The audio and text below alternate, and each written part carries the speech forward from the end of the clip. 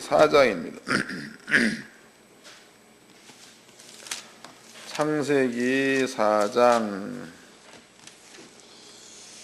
1절서부터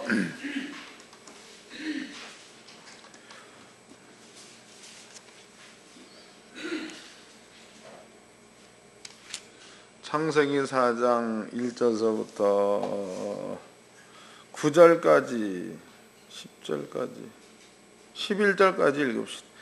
시작. 아담이 그 아내 하와와 동침하매 하와가 잉태하여 가인을 낳고 이르되 내가 여호와의 말미암아 득남하였다 하니라.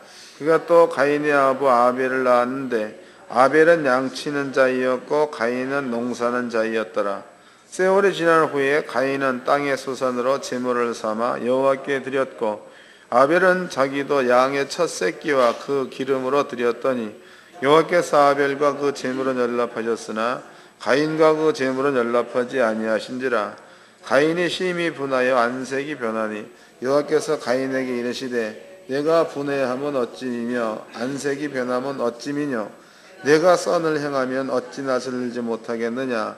선을 행치 아니하면 죄가 문에 엎드리느니라. 죄의 소원은 내게 있으나 너는 죄를 다스릴지니라. 가인이 그 아우 아벨에게 고하니라. 그 후에 그들이 들에 있을 때에 가인이 그 아우 아벨을 쳐 죽이니라. 여호와께서 가인에게 이르시되 내 아벨이 어디 있느냐. 그 가로되 내가 알지 못하나이다. 내가 내 아우를 지키는 자니까. 가로사대 내가 무엇을 하였느냐. 네 아우의 핏소리가 땅에서부터 내게 호소하느니라. 땅이 그 입을 벌려 내게 피를 받았은즉 내가 땅에서 저주를 받으리니. 12절도 시작. 내가 밭가라도 땅이 다시는 그 효력을 내게 주지 아니할 것이요 너는 땅에서 피하며 유리하는 자가 되리라. 아멘. 창세기 4장 1절서부터 12절까지 그 내용은요 우리가 너무나 잘 알고 있는 그 가인이 아벨을 죽이는 그런 그 장면입니다. 그런데 여기서 이제 우리는 한 가지를 한번 생각해 봐야 될 필요성이 있습니다.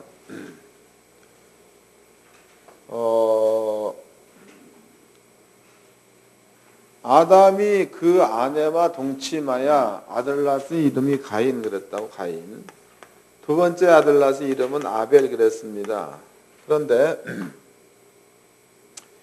그러면 이제 근본적으로 보았을 때에 아담과 하와입니다. 아담과 하와는 선악과를 따먹었기 때문에 이제 죽은 자입니다. 죽은 자. 죽은 자가 되었다는 이야기는요. 이미 그 사망 세계의 영들이 죽은 자와 함께 일할 수 있는 환경 가운데 들어갔다는 뜻이다고. 그러면은요. 아담과 하와의 속성입니다. 그 속성은 사망 세계의 속성이 이제는 아담과 하와 속에 이루어졌다는 거다. 읽어보겠습니다. 요한복음 4장입니다. 요한복음 4장 8장인가? 8장. 요한복음 8장 43절서부터 읽겠습니다. 요한복음 8장 43절. 어찌하여 내 말을 깨닫지 못하느냐. 이는 내 말을 들을 줄 알지 못함이로다. 너희 아비 마귀에게서 났으니에서 너희는 너희 아비 마귀에게서 났으니 그랬죠. 그러면 예수님께서 유대인들을 향하여 너희는 너희 아비 마귀에게서 났으니 이런 말을 썼습니다. 유대인들을 향하여. 유대인들의 아비는 마귀라는 겁니다. 마귀. 유대인들의 아비는 마귀. 그러면 이제 마귀가 유대인들을 낳았다. 마귀가 유대인들을 낳았다. 그 낳는 그 장면이 우리는 그 창세기 3장을 통해서 마귀가 아담과 하와를 죄로 거듭 태어나게 하는 것을 공부를 했습니다. 이해되셨죠? 이거 설명 안 해도 다 아실 겁니다. 요한복음 3장인가 거기에서도 예수께서 말씀하시기를 너희가 물과 성령으로 거듭나야 하나님 나라에 들어갈 수가 있다. 이랬습니다. 그 여기서 물과 성령이라는 얘기는요, 딴 게 아니죠. 물과 성령이라는 것은 십자가의 도를 마음 가운데 믿음으로 가져버리면은 물과 성령으로 거듭난다, 이런 얘기입니다. 그럼 이 도라는 것은요, 지금부터 2000년 전에 예수가 죽어 놓았는데, 도라는 것은 하나님의 말씀, 즉 지금으로 성경이죠. 성경으로 그냥 있다는 거예요. 그럼 이 시대 사람들이 성경 말씀을 마음 가운데에 믿음으로 가져버리면은 거듭난 자가 된다는 거다. 이거와 똑같이 아담과 하와입니다. 아담과 하와가 선악과를 먹으면 죽으리라를 기준으로 해가지고 아담이 선악과를 먹기 이전입니다. 먹기 이전에는 선악과를 먹지 않았으므로 산자로 있었다는 거죠. 산자. 근데 아담이 선악과를 먹었습니다. 선악과를 먹음과 동시에 아담이 죽은 자가 되었다고. 죽은 자. 그럼 아담으로 하여금 산자에서 죽은 자로 거듭나게 만드는 역할을 마귀가 했다는 거죠. 요한복음 8장 얘기가 그 얘기입니다. 다시 읽어보겠습니다. 요한복음 8장 44절입니다. 너희는 너희 아비 마귀에게서 났으니 너희 아비의 욕심을 너희도 행하고자 하느니라. 저는 처음부터 살인한 자요 진리가 그 속에 없으므로 진리에 서지 못하고 거짓을 말할 때마다 제 것으로 말하나니 이는 저가 거짓말장이요 거짓의 아비가 되었음이니라 그랬단 말이죠. 이 말을 우리가 자세히 한번 살펴본다면 이런 겁니다. 그러면은 마귀는 처음부터 살인한 자, 살인자 그랬습니다. 또 마귀는 처음부터 거짓말장이 그랬다고. 거짓말하는 사람, 거짓말하는 자. 마귀는 처음부터 살인한 자요. 마귀는 처음부터 거짓말장이요. 그랬습니다. 그 마귀가 처음부터 살인을 했다. 근데 실제적으로 마귀는 사람을 죽이지 않았습니다. 살인, 목을 안 잘랐다 이 말이에요. 그런데 마귀가 아담과 하와로 하여금 선악과를 먹게 만든 그 자체가 사람을 죽인 겁니다. 또 한 가지 우리는 아담과 하와가 선악과를 먹었다 그래서 죽으리다가 아담한테 사줬을 때 아담과 하와가 금방 죽은 게 아니다고. 살아있는 겁니다. 그렇지만 아담과 하와가 선악과를 먹었을 때에 먹음과 동시에 하나님께서는 아담과 하와가 죽었다로 보는 거다고. 이해되신 거죠? 그리고 그때부터 이제 아담과 하와한테는 나이가 생겼습니다. 나이. 성경에는 아담이 930 몇 세를 살다가 죽었다라고 나와 있습니다. 죽은 것은 아담과 하와가 선악과를 따먹었을 때에 죽은 건데 몸이 죽은 것은 그로부터 900년 뒤에 죽었다 이 말이에요. 그러므로 마귀가 처음부터 사람을 살인했다라는 그 말은요. 이렇게 그 영과 육을 죽이는 일들을 시작을 했다. 이런 차원으로 해석을 하면 되겠습니다. 거짓말이죠. 거짓말. 이 거짓말은 네가 죽지 않을 거다. 그게 거짓말이죠. 900년 뒤에 죽을 건데 육으로 본다면. 그다음에 거짓말. 네가 하나님처럼 되리라가 거짓말인 거지. 마귀의 그 처음은 이렇게 사람을 죽이는 자로, 이렇게 거짓말하는 자로 마귀가 사람을 죽였고 사람한테 이 환경을 만들어줬다는 거다. 아담 이후로 태어난 가인이나 아벨이나 예수님 말씀대로라면 마귀는 처음부터 살인자요, 마귀는 처음부터 거짓말장이, 요 상태가 된 아담과 하와가 잉태해서 가인을 낳고 잉태해서 아벨을 낳습니다. 그러면 가인과 아벨의 속에는 이제는 본질적으로 본질이 바뀌어버린 거예요. 옛날에는 사랑이 본질이었죠. 하나님의 나라의 모든 것들. 이제는 이제 살인과 그다음에 이제 거짓말, 이것이 가인과 아벨한테는 이제는 본질이 됐다는 거죠. 우리 이제 아벨은 의인이라고 말합니다. 의인. 가인 역시도 가인은 죄인이라고 말합니다. 근데 이것이 본질로 보았을 때에는요, 가인이 죄인이면 아벨도 죄인이어야 맞는 거죠. 가인이 죄인이면 아벨도 죄인이어야 맞는 겁니다. 그런데 우리는 아벨은 의인, 가인은 죄인이라는 말을 씁니다. 아벨은 의인, 가인은 죄인. 이걸 기억해 놓으세요. 본질적으로 사망으로 바뀐 상태에서 태어난 자는 누가 되었든지 간에 본질이 살인과 거짓을 가지고 있다는 거예요. 그런데 우리는 그런 거다고, 인간적인 세상에서 나는 거짓말하지 않고 살았다라는 사람이 있습니다.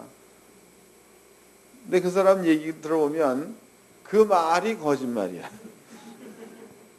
그 말이, 또 내가 뭐 무슨 죄를 졌냐 이런 사람도 있지요. 그 말이 거짓말이고 그 말이 죄라는 겁니다. 왜냐하면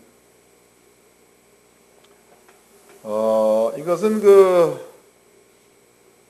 거짓을 지어내서 만든다라는 그 얘기를 우리가 이제 이 세상에 살면서 하나님께서 세워놓은 뜻 안에서 한번 점검 좀 해보도록 합시다. 지금은 이제 사람들의 그 나이가 평균 수명이 지금 한 80세 정도가 돼버렸죠, 한국 사람들. 그래서 이제 조금만 더 있으면은 한 120세 정도는 무난히 살 거다, 이런 이야기들을 합니다. 이런 것 때문에 이제 여러 가지 의학적으로다가 생물학적으로다가 연구해 놓은 게 많습니다. 그래서 지금은 이제 우리나라에서도 줄기세포를 일반 치료에다가 적용시킬 수 있도록 그렇게 이제 허락을 했다고 뉴스에 나오더라고. 근데 그 뉴스에 나오기 이전에 이미 그것이 어느 정도 선에서는 허용이 된 걸로 알고 있습니다. 여러분들이 얼굴에 주름 이거 하는 것도 아시죠? 주름 피고 이것도 이쪽 계열이다고, 이쪽 계열. 이게 이제 옛날에는 사람 몸에다가 다른 이물질을 집어넣어 가지고 주름을 펴기도 하고 막 그런다고 하죠. 그래서 주름을 피게 되면은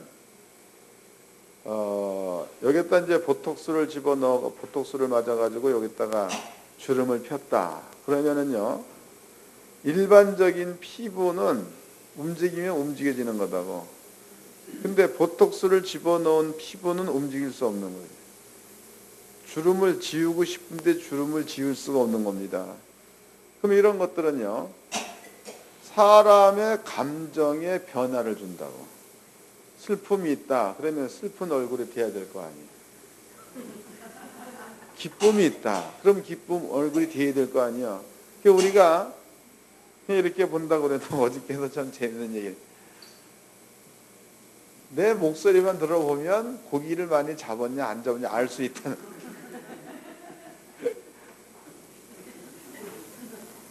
그런데 지금은 이제 그 DNA 연구가 잘 돼 있어가지고 사람의 몸에서 여기에서 혈액을 채취한다고 하죠. 혈액을 채취해가지고 지방 같은 것들을 또 이렇게 채취한대. 그것을 기계에다 대고 그냥 돌리기만 하면은 거기에서 지방하고 뭔가가 분리가 된다는 겁니다. 거기서 뽑아낸 것들을 주름인데도 집어넣어 버리면 내 세포가 여기에 들어가서 생성이 돼서 살을 재생시킨다는 거예요. 그럴 경우에 이게 다 움직일 수 있다는 거다. 그 경우에. 지금 줄기세포 연구가 지금 많이 상용화됐다고 합니다. 이런 것들이 발전되면서 사람의 수명을 늘고 수명을 자꾸만 늘려나간다고. 의학계에서는요, 이렇게 이제 발전되게 되어지면은 시간이 지나면 지날수록 사람들의 수명이 상당히 늘어날 거다. 그런데 그런 사람들은요, 지상에서 과학이나 의학이나 최고로 발달되게 되어지면 지상에서 천국을 이뤄낼 수가 있을 것이다. 이런 꿈을 가지고 있습니다. 이러한 꿈. 근데 이것을 성경의 근본으로부터 본다면은요, 사람이 이렇게 될 수가 없는 거죠. 이렇게. 그러면 출발 자체가 사람들이 사는 세상에 본다면 좋은 학문 같은데 출발 자체가 거짓에서부터 출발되고 있다는 거예요. 거짓. 맞나요? 과학도 마찬가지, 다 마찬가지입니다. 때문에 땅에 사는 사람들이 아무리 거짓말을 하지 않으려고 한다고 해도 본질이 거짓으로 형성되어 있기 때문에 거짓말을 할 수밖에 없는 거다. 또 살인, 처음부터 마귀는 살인한 자 그랬죠. 사람의 마음 가운데에 미움이 있다. 미움이 있으면은 이것으로 인해서 분노가 납니다. 분노. 그 다음에 분노로 인해서 사람을 죽일 수 있다는 거다고. 그러니까 사람을 미운 마음이 있을 때에 사람들이 보편적으로 갖는 생각이야. 미운 마음이 있을 때에 보편적으로 갖는 그 생각이 확 뒤져버렸으면 좋겠다. 그 생각 안 갔습니까? 또 이제 어떤 목사님은 여기도 있을지 모르겠네. 기도를 이렇게 했대. 하나님 죽여달라. 네? 그게 편하겠습니다. 이 얘기도 뭐야? 분노, 미움 때문에 그런 거죠. 사람의 마음 가운데 이렇게 살인하고자 하는 것들이 마음 가운데 다 있는 거야. 누구나 다. 때문에 이러한 상태로 태어난 그 사람이 나는 살인하지 않았다.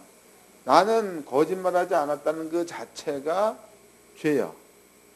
그 자체가 거짓이요. 그 자체가 죄라는 거죠.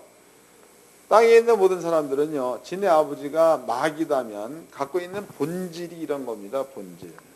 예수님께서는요, 너희는 너희 아비 마귀에게서 났으니 마귀는 처음부터 살인한 자요. 진리가 그 속에 없으므로 나머지는 몽땅 거짓말이라는 거예요. 몽땅 거짓말. 진리가 그 속에 없으므로 거짓말장이요 거짓의 아비이니라 이랬습니다. 그 땅에 살면 전부 다 이런 것들이라고. 다 이런 것들. 그 다음에 이제 오늘 읽어봤던 그 창세기 4장 말씀에서는요, 가인과 아벨이 하나님 앞에 제사를 드립니다. 제사를 드렸을 때에 가인의 제사는 하나님이 안 받았습니다. 그리고 아벨의 제사는 받았습니다. 여기에서 가인에서는 아버지가 안 받았다, 아벨에서는 받았다, 이렇게 나와 있습니다. 이것을 어떤 사람들은요, 가인은 직업이 농사를 짓는 사람이다, 아벨은 직업이 양을 치는 사람이다, 그러므로 농사를 지어서 드린 제사에는 피가 없다, 그러므로 안 받았다, 양을 길러서 드린 제사는 피가 있다, 그래서 받았다, 이렇게 얘기한다고. 근데 성경은 그래서 받았다가 아닙니다. 그래서 받았다가 아니고, 오늘 이제 읽어본 부분 내용에서는 하나님께서 가인 보고, 가인아, 네 동생 아벨이 어디 있느냐? 이래 묻지요. 그게 가인의 대답이, 하나님, 내가 내 아우를 지키는 자니까 나는 모른다. 하나님의 대답이, 네 아우의 피, 그랬죠? 네 아우의 핏소리가 땅에서부터 내게 호소하느니라, 이런 말을 썼습니다. 근데 여기에는요, 피라는 것은, 이것은 하나의 상징적인 말이라고.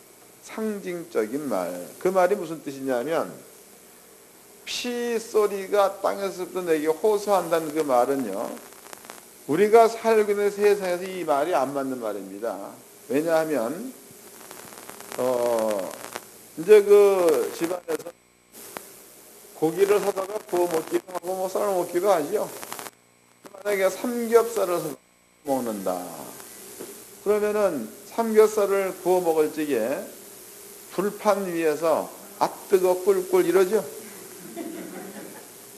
아닌가? 또 이제 소중심을 프라이팬에다 구웠다, 그러면은 프라이팬 위에서 아이고 뜨겁다 음매, 그럴 수는 없는 겁니다. 근데 성경에는요, 네 아벨의 피가 땅에서부터 너한테 썼습니다. 그러면은 여기에서의 상징이라는 것은 사람의 속에서나 동물 피조물의 속에서 피가 만약에 없다 그러면 죽는다는 거죠. 그래서 피는 그 사람의 생명을 뜻합니다. 피는 그 사람의 생명. 성경에서도 동물들을 피채 먹지 말라는 이유가 그런 의미에도 있는 겁니다. 그러면 사도 바울이 보고 있는 관점에서의 생명입니다.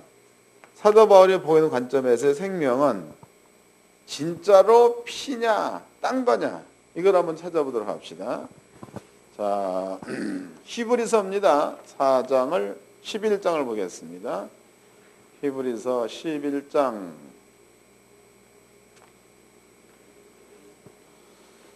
1절서부터 읽겠습니다. 히브리서 11장 1절. 믿음은 바라는 것들의 실상이요 보지 못하는 것들의 증거니 선진들이 이로써 증거를 얻었느니라. 믿음으로 모든 세계가 하나님의 말씀으로 지어진 줄을 우리가 아나니 보이는 것은 나타난 것으로 말미암아 된 것이 아니라. 4절. 믿음으로 아벨은 가인보다 더 나은 제사를 하나님께 드림으로 의로운 자라 하시는 증거를 얻었으니 하나님이 그 예물에 대하여 증거하심이라. 저가 죽었으나 그 믿음으로써 오히려 뭐한대? 여기를 봅시다 이제. 그러면 창세기서 4장에서는요 하나님께서 아벨의 피소리가 이랬습니다. 근데 히브리서 11장에서도 바울은요 피가 얘기했다가 아니고 아벨은 죽었으나 믿음이 말했다는 거죠. 그거 다시 읽어봅시다. 4절입니다. 믿음으로 아벨은 가인보다 더 나은 제사를 하나님께 드림으로 의로운 자라 하시는 증거를 얻었나니 하나님이 그 예물에 대하여 증거하심이라. 저가 죽었으나 그 믿음으로써 오히려 말하느니라 해서 먼저 창세기 4장 말씀을 본다면요 거기에서는 아벨이 죽었습니다. 아벨의 피가 하나님께 말했다 이래 나와 있는데요. 히브리서 11장에서는 아벨한테 있는 믿음이 하나님께 얘기한다는 거죠.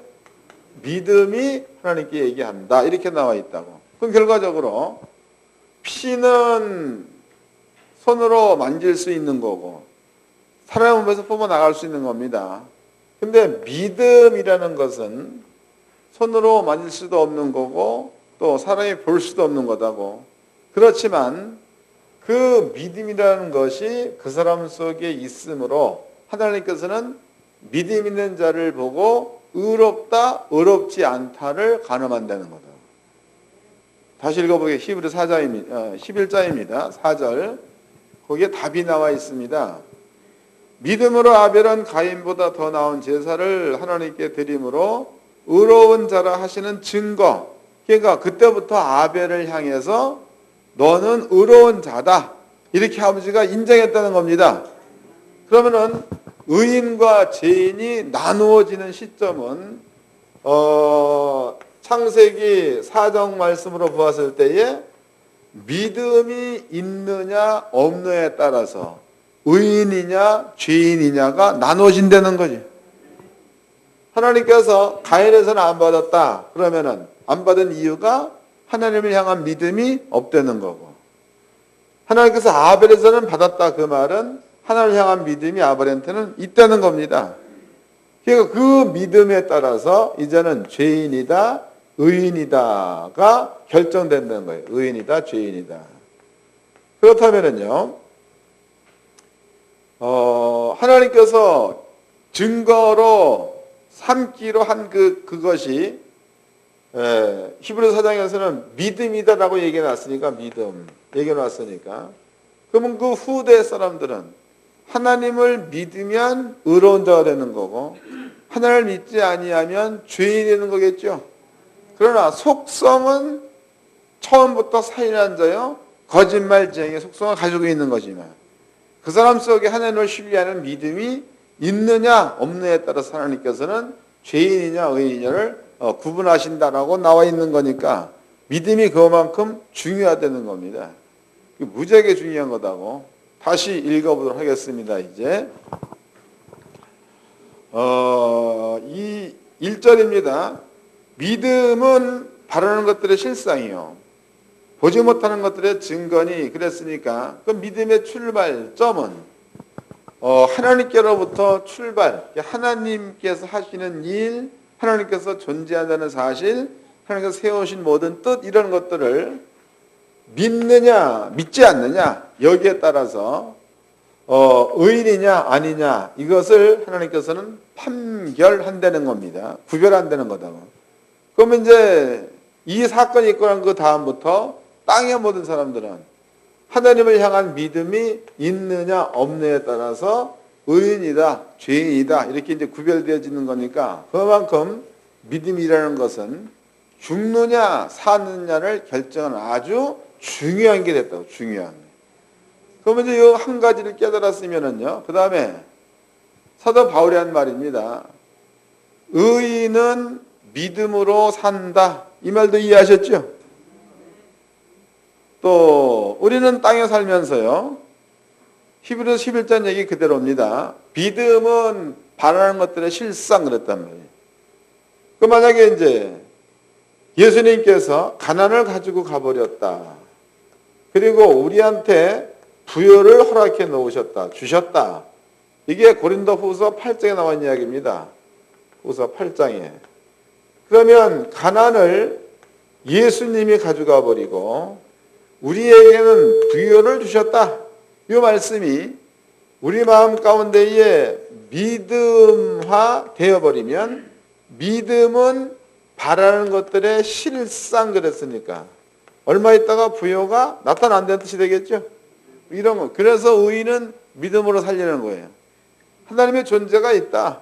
하나님 가인 같은 경우에 하나님의 존재가 있다는 걸 안 믿는 사람이 아니라 믿는 겁니다. 근데 하나님이 하시는 모든 일에 대해서 가인은 그것을 불신했다는 거죠. 그럼 이제 우리가 하나님의 존재가 있다. 이게 100% 믿어진다면 이런 일들이야. 이런 일들은 하나님이 해 놓으셨다는 것에 대해서 의심이 가면은 안 된다는 거죠, 이게. 하나님의 존재가 있다. 이것은 하나님이 해 놓으신 일이다. 이것이 100% 마음 가운데 인정되어진다면은요, 이 일이 나한테 무슨 부여가 일어나겠느냐, 이런 생각이라든가, 왜 부여가 더디게 오느냐, 이런 불신이라든가, 이런 것들이 마음 가운데에 하나님의 존재에 대한 믿음이 확실하게 있는 사람들한테는 이런 생각이 들 수가 없는 거다. 들 수가 없다는 것과 그럴까 말까 이게 다른 겁니다. 들 수가 없다는 얘기는 처음부터 이 생각이 없는 거다고. 믿음을 딱 가져버리면 예수님께서 가난을 가져갔다. 우리한테 부여가 있다. 이게 속에 믿어졌다면은요.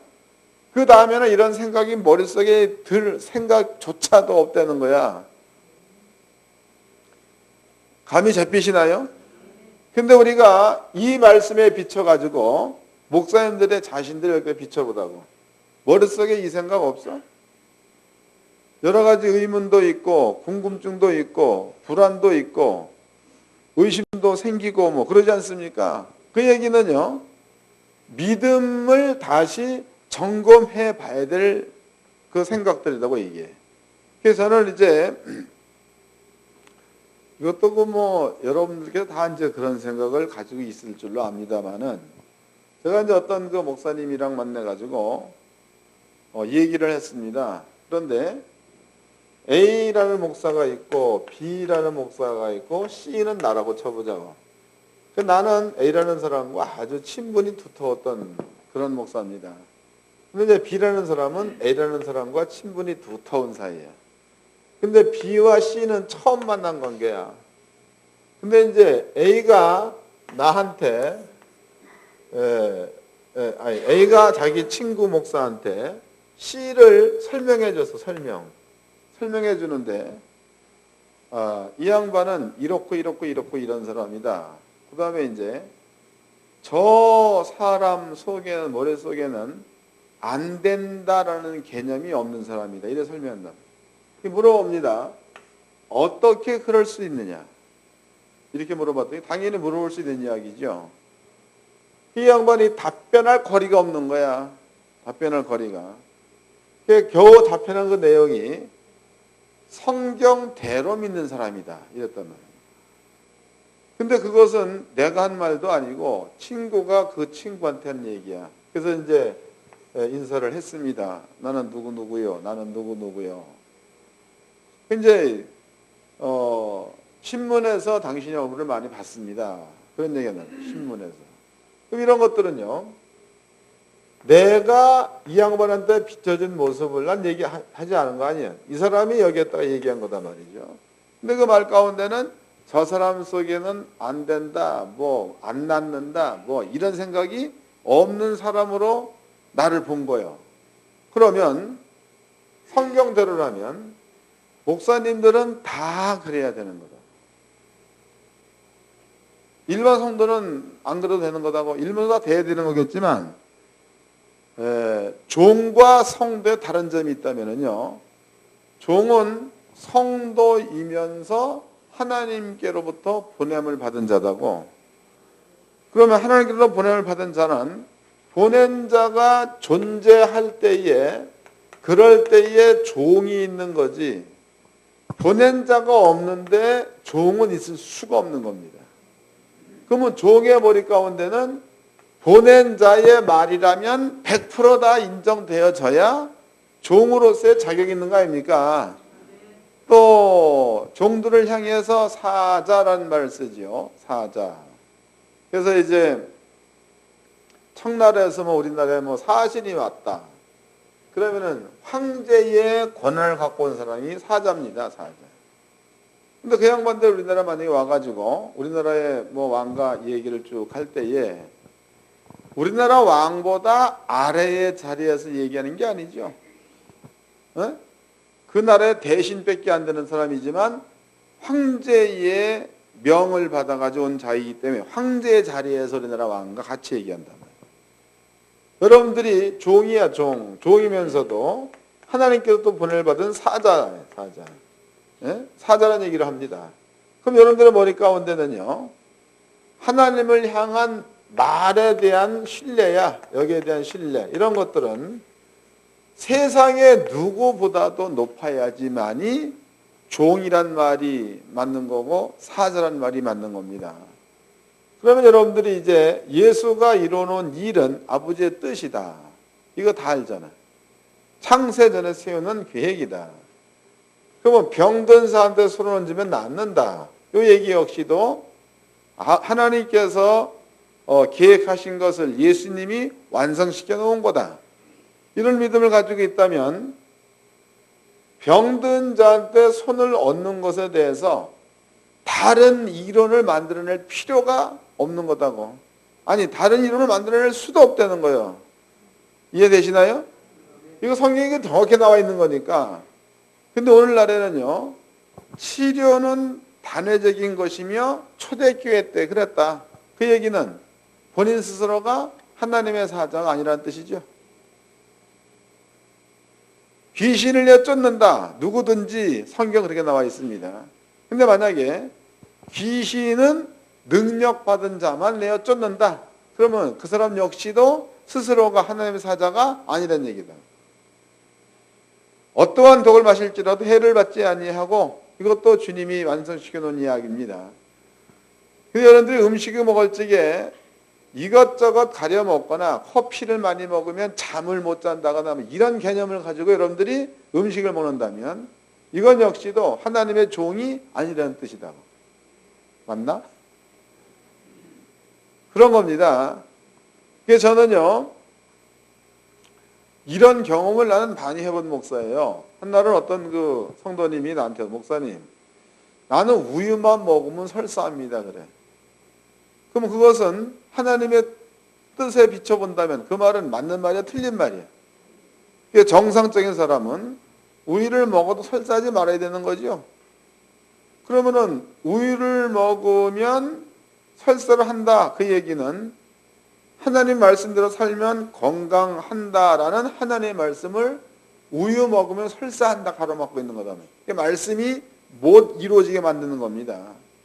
그래서 나는 이제 당신이 하나님의 존재를 틀림없이 믿는다면, 하나님의 자녀가 틀림이 없다면 설사 안 해야 맞는 것 아니냐? 그럼 본인이 이해해. 그러면 먹으라. 그 자리에서 우유 따로 줍니다. 먹으라고.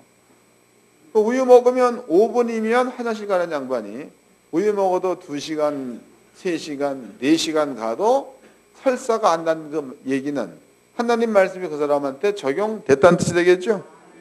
이것뿐만도 아닙니다. 또 여기에는 그런 분들이 꽤 되시는 것 같아. 커피를 마시면 잠이 안 온다. 커피를 마시면 가슴이 두근거린다. 이건 뭐 많이들 겪는 얘기입니다. 그런데 성경에서는 모든 푸른 풀을 우리한테 주었다는 겁니다. 그러면 커피를 먹으면 먹으나 마나 잠을 잘 자야 돼, 잠을 못 자야 되는 거예요. 또 커피를 먹으면 먹으나 마나 두근거려야 돼, 안 두근거려야 돼. 그래야 맞는 건데 커피를 먹으면 가슴이 쿵쾅거리고 커피를 먹어버리면 밤새도록 잠을 못 자고 그래서 나는 커피를 못 마십니다. 그러면 성경에서는 커피를 먹어도 된다가 성경인데 우리들의 생각은 커피를 먹으면 안 된다요.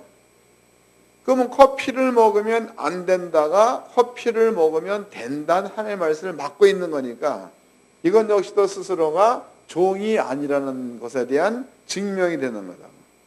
사소한 거지만. 여러분들이 주의 종이 틀림이 없다면요, 이러한 그 사소한 일까지도 전부가 다 여러분들이 뭔가를 이루어 갈 수 있는 이러한 자리에 있어야 될 줄로 믿습니다. 비록 커피 먹어가지고 뭐 가슴이 쿵쿵해서 터질지라도 먹어야 되는 거 아니에요. 커피를 먹어가지고 석 달 내내 잠을 못 잔다라도 주의 말씀이 그렇다면 커피를 먹어야 될 거 아니에요. 안 그래요? 또 사회적인 관점으로 본다면은 사회적인 것에서도 편식하지 말라고 해요. 건강을 위해서. 근데 목사님들이 좋다는 것에 대한 눈이 막 이렇게 떠지잖아. 막 이렇게 막. 너무너무 떠져가지고 막 광채가 막 번쩍번쩍 눈에서 막. 근데 조금 입맛에 안 맞는 것은 그냥 이게 없어져. 광채도 없어지고 눈도 딴 데가 붙어 있어. 뱁새는 또 딴 거. 저기 이거만 생각. 이건 뭘 뜻하는 거예요? 고치시기를 바랍니다. 하나님 말씀이 그러면 그냥 시행하는 거야. 걷다 대고 뭘 이유를 많이 대. 여러분들이 스스로가 나는 하나님의 종이다. 난 하나님의 사자다. 이러한 개념을 가지고 있다면요, 하나님의 말씀이라면 무조건 돼야 된다는 개념을 가지시기 바랍니다. 그래야 그게 정석인 겁니다. 그 성경에 의인은 그럼 의인은 그 말은 하나님께로부터 의롭다함을 인정받았다는 거예요. 의인은 하나님께로부터 의인으로 인정받은 자 같으면은 그 다음서부터는 믿음으로 말미암아 살라 그랬으니까. 하나님의 말씀은 인간 세상에서는 안 맞는 말이 엄청나게 많다고. 홍해를 갈라진다. 네가 지팡이를 향하여 바다로 내어 밀면 홍해가 갈라질 거다. 이랬습니다. 근데 세상적 지식으로 본다면 홍해가 갈라질 수 없잖아. 가려면 홍해 막아야지. 이렇게 막아가지고 여기에 있는 물을 양수기로 퍼내버리면은 그러면 갈라지겠지. 근데 이걸 지팡이 내민도 갈라진다. 이게 말이 안 되는 겁니다. 근데 하나님께서는 하나님의 말씀이 이런 거니까 갈라질 테니 들어가려는 거다. 요단강도 물이 일어나 쌓여 선다. 인간적인 개념으로는 이해가 안 되는 거다고. 들어가면 쌓여 쓰는 겁니다. 의인은 믿음을 하니 그 말을 믿고 가려는 거예요. 그 말을. 우리는요, 어떤 그 큰 사건만 여러분들이 뭐 하나님께서 해놓으신 역사로 보고 있는데 아니야. 그런 큰 사건이나 아까 설명했듯이 아무 음식을 골고루 다 먹으면 건강하다는 그 말이나 똑같은 얘기다. 커피를 먹어도 잠을 잘 잘 수 있다. 똑같은 얘기고. 돼지고기를 시컷 먹어도 살 안 찐다. 같은 얘기고. 이런 겁니다. 그러니까 우리는 주의 종으로서 큰 것만 쳐다보고 뭐 믿으라고 할 게 아니고 작은 말 하나하나에서부터 마음 가운데 믿음을 가지고 순종해 갈 때에 그것이 곧 스스로가 나는 하나님의 종이다라는 것을 인정하는 그런 삶이 되는 줄로 믿으시길 바랍니다. 이게 지금 가인과 아벨이 이제 아버지 앞에 제사를 드립니다. 제사를 드렸는데 성경대로라면 가인은 믿음이 없이 드린 거고 아벨은 믿음을 가지고 드렸다는 겁니다. 그러므로 하나님께서 아벨의 제사는 받았다, 가인의 제사는 안 받았다 이렇게 나와 있습니다. 그러면 요 뒤에 이제 피가 있어서 드린 것은 아버지가 받았고 피가 없이 드리는 것은 아버지가 안 받았다는 그 개념은 사람의 생각이죠. 그럼 사람의 생각을 믿어버리면은 그 사람에게서 하나님의 뜻은 없어져 버리고 사람의 생각이 주인되어 있으니까 이 사람들은 점점 가면 갈수록 진리를 찾기가 어려워진다는 거다고. 이해되시나요? 그러니까 사람의 생각이 돼요. 사람의 생각. 이건 이제 우리가 한번 찾아보도록 하자고. 여러분들이 농사 짓는 것으로 아버지 앞에 드리면 속죄가 없다. 그러니까 곡식으로 아버지 앞에 드리면 속죄가 없다. 이 말이 레위기에서는 안 맞는다. 또 이제 히브리서 거기 보면 피 없이 죄사함이 없네겠죠. 거기에도 피를 믿음에다 집어넣어 본다면 믿음이 없이는 죄사함이 없다가 맞겠죠. 이해가 되시나? 그겁니다. 여러분들이 그 구약이나 신약이나 제사를 드릴 때에 피가 죄를 용서하지는 않습니다. 피가 죄를 용서한다는 얘기가 아니에요. 그 얘기가 하나님께서 네가 이리 피를 흘리면 내가 그 피를 보고 넘어가리라고 아버지가 세워놓은 계획 때문에 용서되는 거지 피를 뿌렸다 발랐다 이게 중요한 게 아니다고. 그러니까 네가 만약에 속죄 제물로서 소를 가지고 왔다. 그 소의 피를 가지고 장 안에 들어와라. 그래서 속죄소 위에 7번 뿌리고 속죄소 앞에다 7번 뿌려라. 그러면 그 피가 증거가 된다. 그랬다면 그럼 여기에서 그 피를 뿌린 행위 자체가 그 사람의 죄를 씻어주는 행위가 아니라는 거죠. 거기에는 네가 그렇게 속죄의 소를 태워드리고 그 피를 거기다 뿌려버리면 내가 네 죄를 용서해 주마라는 하나님의 계획 때문에 용서받는 거지 이 피 때문에가 아니라는 거예요. 예수의 죽음도 마찬가지. 예수의 죽음도 아버지가 정해놓기를 예수가 너네들의 죄를 짊어지고 그 피를 땅에다 쏟았다. 그러므로 너의 모든 죄가 용서됐고 너의 모든 저주가 풀렸다. 이것은 하나님이 세워놓은 뜻이기 때문에 되는 거지요. 예수가 피를 흘렸다 해서 그게 용서된 게 아닙니다. 이해가 되시는 거예요? 아버지께서 뜻을 세워놓기를 얘야 창세 전에 예수야 너는 땅에 가서 사람들의 모든 죄를 짊어지고 네가 죽어라. 그러면 그 죽음으로 인해서 땅의 모든 사람을 내가 구원해 주마, 용서해 주마. 이게 아버지가 뜻을 세워놓은 겁니다. 그 뜻대로 와가지고 예수께서 실행을 한 거예요. 실행.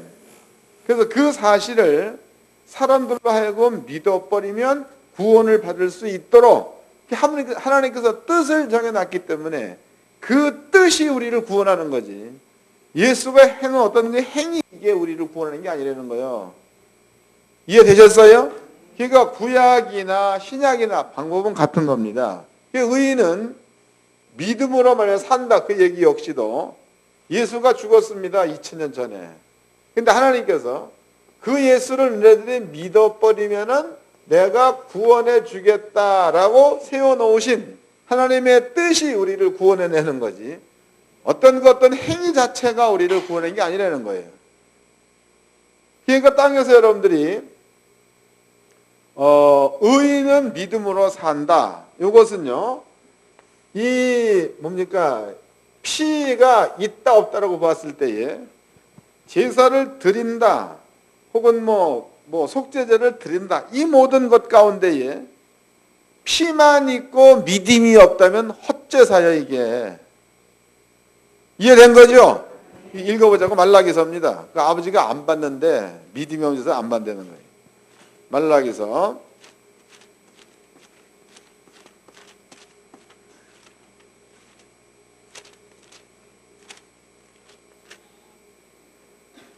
2장입니다. 1장 7절서부터 읽겠습니다. 말라기서 1장 7절. 너희가 더러운 떡을 나의 단에 드리고도 말하기를 우리가 어떻게 주를 더럽게 하였나이까 하는도다. 이는 너희가 주의 상은 경멸히 여길 것이라 말하면 이남이니라.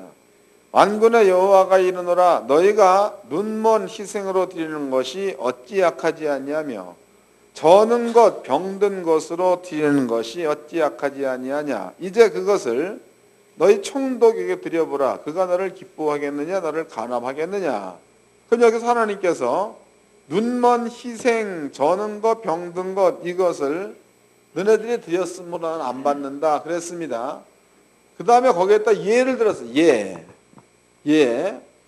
이런 눈먼 것들을, 저는 것, 병든 것들을 너희 총독에게 드려보라 이런 말을 썼다고. 그러면 이제 총독은 하여튼 그럼 일개의 수장급이 되는 거겠죠. 총독.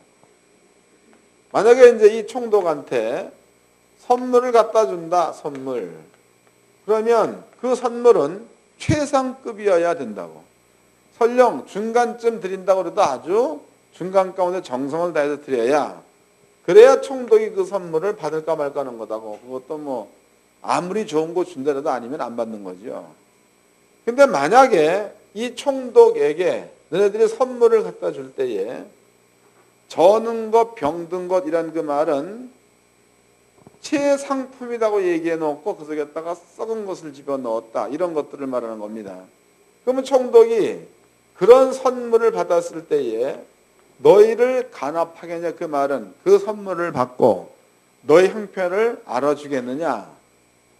아니라는 거죠. 만약에 그런 선물을 했다. 그러면 총독이 그 선물을 받았을 때 기분이 나빠가지고 너를 죽여버릴지도 모른다. 이런 뜻입니다. 나는 누구냐? 나는 총독의 직임을 준 하나님이 아니냐. 근데 너희가 하나님께 제물을 드리러 왔을 때에 저는 것, 병든 것으로 드렸다는 이야기는 나를 인정하는 거냐, 안 하는 거냐, 이 얘기죠. 하나님이 인정한다면 저는 것, 병든 것 드릴 수 없다는 거야.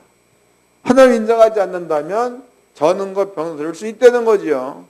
그러면 당시로 말라기서에 이스라엘 민족이나 유대인들은 아버지 앞에 제사, 제물을 드렸다는 겁니다.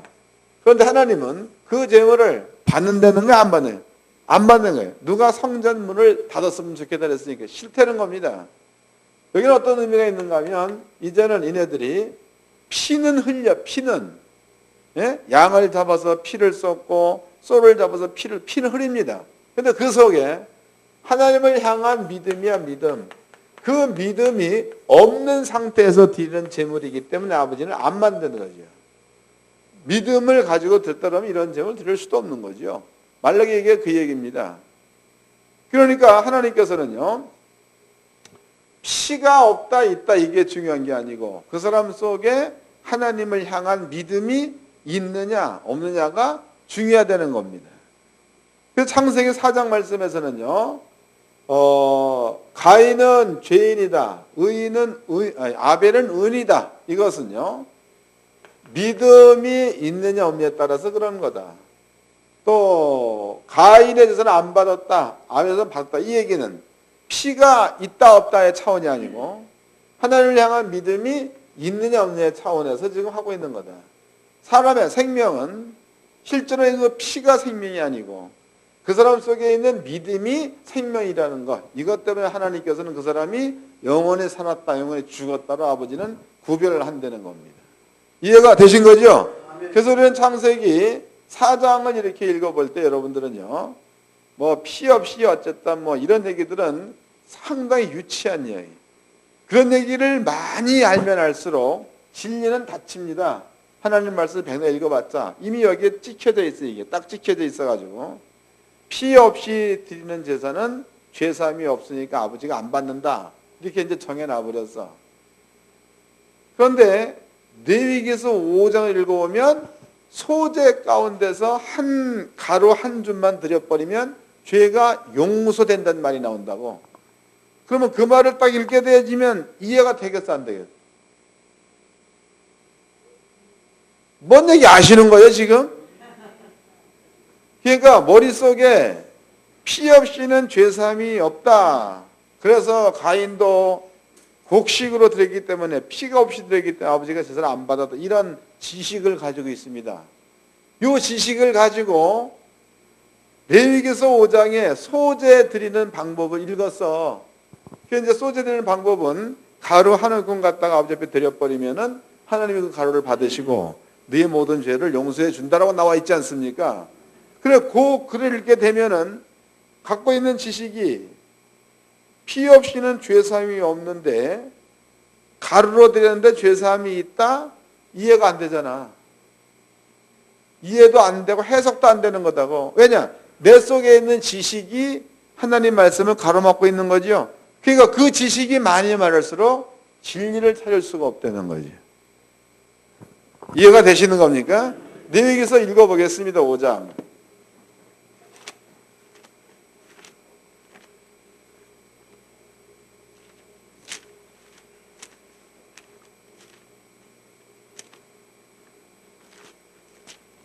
레위기서 5장입니다. 11절서부터 읽겠습니다. 레위기서 5장 11절.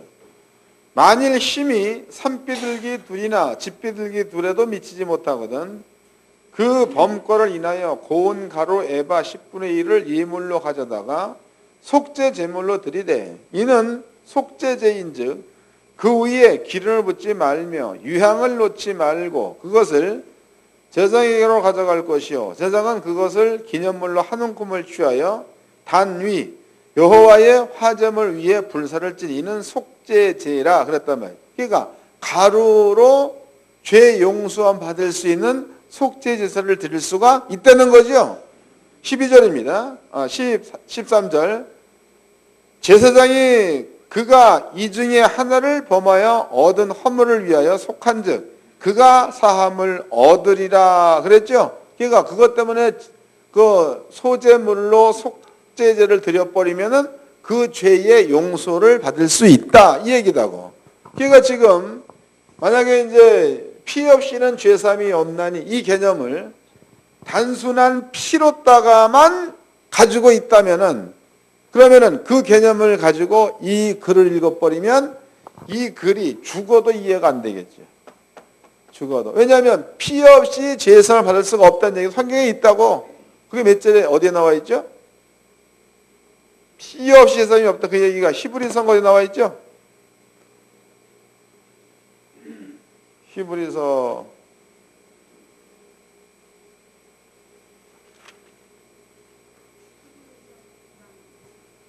9장 29절, 22절 읽어보겠습니다.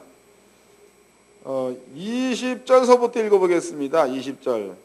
이르되 이는 하나님이 너희에게 명하신 언약의 피라 하고 또 이와 같이 피로써 장막과 섬기는 일에 쓰는 모든 그릇에 뿌렸느니라. 율법을 쫓아 거의 모든 물건이 피로써 정결게 되나니 피 흘림이 없은즉 사함이 없느니라 그랬단 말이에요. 이 내용 역시도 하나님이 정해 놓으신 규례야 규례. 이 사실이 믿어지지 않는 상태에서 백날 피 뿌려봤자 무효라는 거죠. 이해가 되는 거죠? 여러분들이 이 글도 뭔가 좀 이렇게 성경을 전체적으로 알고 그리고 난 다음에 이 글을 이용한다면 그러면 괜찮은 거네. 그게 달랑 피 없이는 제사 요것만 끄집어 당겨 여기다 찍어다 붙여 놔가지고 그래서 가인의 제사는 뭐 피가 없어서 아버지가 안 받았고 아벨의 제사는 피가 있어 이렇게 얘기해버리면 부족한 종이 보기에는 얼마나 미련스럽게 보는 거예요. 그거를 설교라고 하는 거냐고. 저 같은 사람은 그렇게 안 보겠습니까?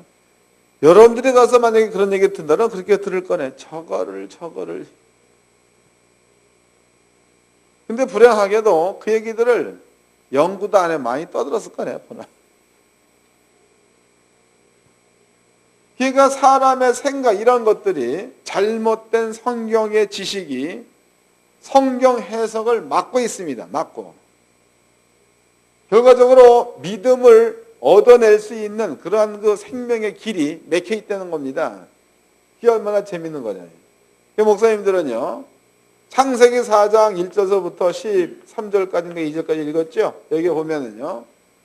가인의 제사는 하나님이 안 받았고 아벨의 제사는 받았다. 또 하나님께서 가인한테 아우의 핏소리가 내게 호소한다. 이런 얘기가 나와 있습니다. 이런 것들을 이제 지금의 설명을 전부 다 듣고 난 다음에 이걸 다시 읽어보면 다 이해가 되겠죠, 이제. 이제는 읽어만 봐도, 이런 거구나. 이해가 다 될 거다. 수준이 높은 수준에 올라가 계시를 주의 이름으로 축원합니다. 옆 사람과 인사 좀 합시다. 제대로 된 자리에 있읍시다.